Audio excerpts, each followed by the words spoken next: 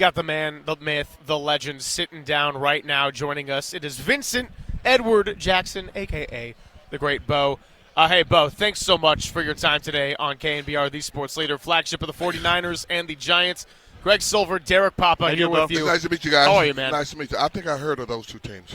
Yeah, they're doing all right. Yeah. One time back in and the Los Angeles Raiders, man. I don't want to start with this, and actually, Derek and I talking a little bit earlier in the week kind of brought this to my attention. Where, how was it with you have the division rivalry of fan bases, but between two sports, you were a member of the Raiders, you were also a member of the Kansas City Royals. So when you had the Raiders-Chiefs facing off, do you feel like fan bases kind of treated you like a rival, or was there a little bit of an appreciation factor that not the rest of your teammates might have gotten? No, but the Chiefs fans had a love-hate relationship with me. Yeah. Period. They hated me when I went to play with the Raiders. When I came back to play with the Royals, they loved me. And I was okay with that. So completely separation by sport. Like, depending on the day, they're like, oh, yeah, Bo Jackson, that's our guy. Or like, hey, I hate this guy. Kill him. Yeah, exactly. So, I mean, obviously people remember you for playing baseball and football. I'm sure you get asked this all the time. But what was more thrilling to you, hitting a home run or breaking a long touchdown run? It didn't matter. Didn't matter? It didn't matter, no. That was my job. Yeah. Period. You asked me the wrong question. The question you should ask is that, which sport did I like better? Which sport did you like better? The sport of picking up my paycheck. Fair enough. Period. Sport. Period. Hands down. All right, well, as far as regardless of the sport, in terms of your peak, you've called the 1989 All-Star Game your athletic peak in other retrospectives. Now, decades later, do you feel like there is a singular moment that defined you the most as either an athlete or just a person? I'd rather be defined more as a person than an athlete, because you can't play sports for the rest of your life. Yeah. Or all your life. And the things that I do off the field dwarfs the things that happen on the field for me. And what are you most proud of off the field? What's most proud of off the field is that I got my health. Yep. I got my family. I have beautiful grandkids. It's the best gift God can ever give to a man or woman. And I'm happy. Fair enough. And your time with the Raiders, you had a great owner in Al Davis who allowed you to play both sports and baseball and football. What were those conversations like where he gave you that freedom? Greatest owner in football, as far as I'm concerned. A man is a legend. People looked at him and said, he's eccentric, he's crazy for moving out of Oakland, he's crazy for moving out of L.A. The reason he moved was because he cared about his players. Right. He didn't want his players to play. He wanted a better stadium for his players, and nobody was willing to give it to him. That's why he's not in California anymore. Right. That's why the Raiders aren't there. And it afforded for them, if you want your players to be a top-tier team, they got to play in a top-tier facility. And I know that they didn't have the best season last year, but they're in a rebuilding stage, and they will get back to the Raiders of old. I can guarantee you that.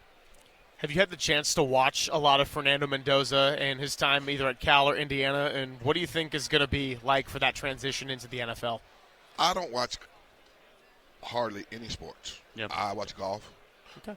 But mid-season, I picked Indiana to win the national championship, just because they're a more rounded, balanced team. Good running game, good receiving game, stellar defense. And everybody seems like they play with one focus. It's to win. It's not to build your social media page, but get out there, play Smashmouth football, and win.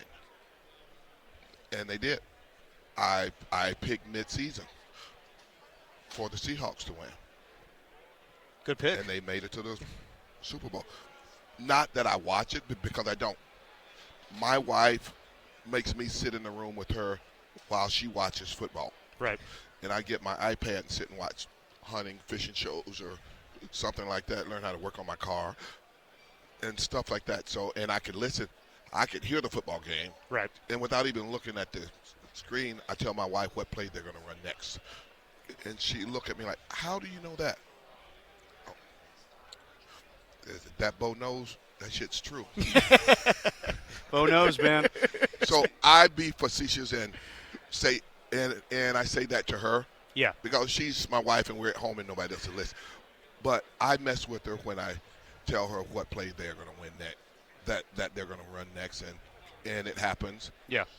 And so forth and so on. I played the game, but I'm not a fan. Right. Because when I played, it's a different era, a different type of player. The game is different. Right. The pay is different. Everything's different now. And when I played, we didn't have social media. We didn't have any of that stuff. We went out, played Smashmouth football.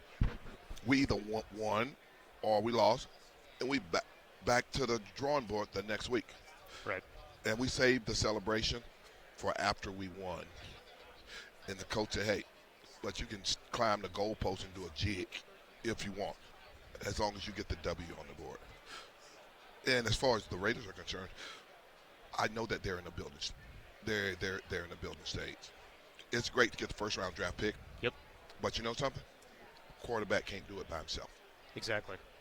We got to go back to having a balanced team. We got to have a balanced running the game, which takes the pressures off of the receivers. Because when you got the linebackers dropping back in coverage because they know you're going to throw the ball, the receivers are stymied. Talking about your era when you were a running back during the 80s, Roger Craig went into the Hall of Fame last night. Any reaction to Roger Craig going to the Hall of Fame? I think he deserved it, period.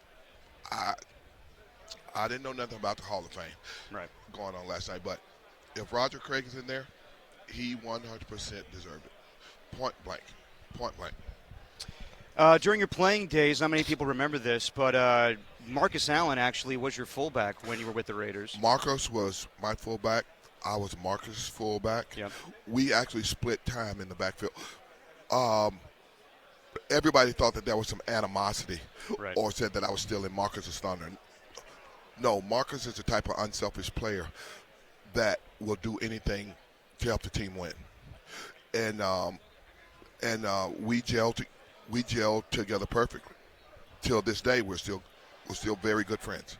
What was that like coming into the league where obviously he had his moment as Super Bowl MVP? And did you see him as a mentor, or how was your relationship as teammates? I had teammates.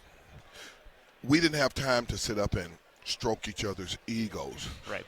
Let's go out and kick somebody's ass and have fun afterwards. And collect that paycheck, of course. And collect that paycheck. Yes. Because the one thing just about it is that we had one goal. Yeah. And Al Davis said it perfectly. Just win, baby. Yep.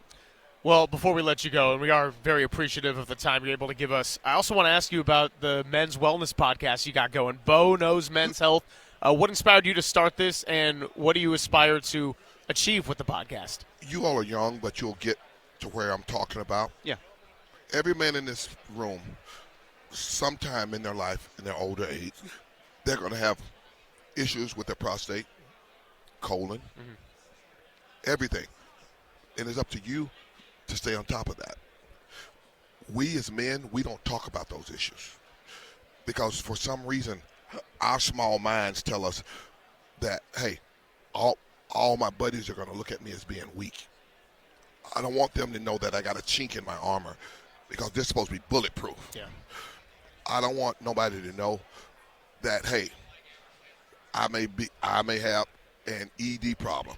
If they can put ED commercials on TV every day and see it on the internet, on the TV, why can't we as men talk about it? Women talk about their issues. They have lunch dates where they get together, sit down, a glass of wine, some dip, and talk about all their personal issues. Right. We never do that. So with Bo Knows Men's Health, I want to peel the layers off of that onion and make it easy for men to talk because knowledge is power. And why should you? There's a lot of men out there they're afraid to go to the doctor. Right. Because they're afraid of what the doctor's going to tell them. Yeah. Why would you be so selfish and do that to your family? Go get something. Go get checked out if there's a problem. Let's try to eradicate it.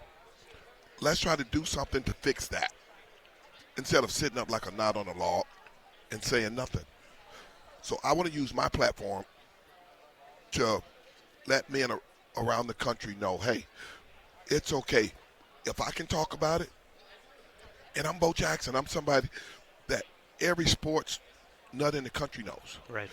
If I'm man enough and brave enough to talk about it, you should be able to talk about it too. Well, and I can also tell with the way you talk about your grandkids and what a gift that is that you should want to be around them every single day and be here for as long as possible. Yes. So I appreciate you sharing that, and also, just what a gift that is. Yeah, Thank you very Bo. much. Thank you, Bo. Thank you, guys. I appreciate you. Bo Jackson, everybody, really appreciate his time on The Sports Leader, and big thank you to our gentleman helping us out as well.